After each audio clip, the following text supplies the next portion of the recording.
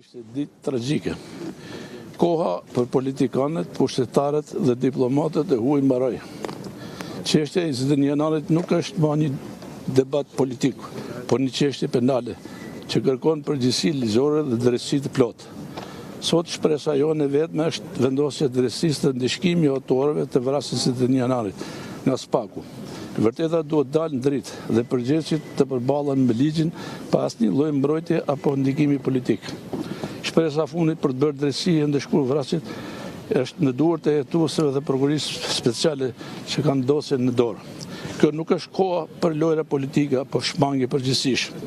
Është koha për sqarim të plotë para opinionit publik dhe për veprime konkrete nga institucionet kompetente. Unë kam marrë këto si që ti di çdo vit për shpirtin e Aleksit, nipit tim, ashtu si dhe familjarët tjerë. Shpresojmë se më falni se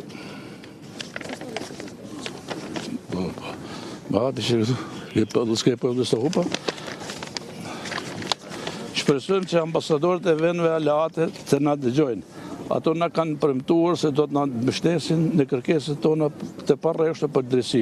Dhe sot ky angazhim moral dhe institucional është më i domosdoshëm se kurrë.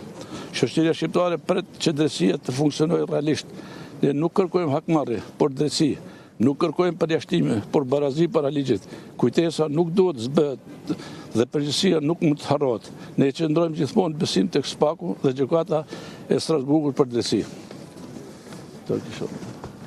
Faleminderit.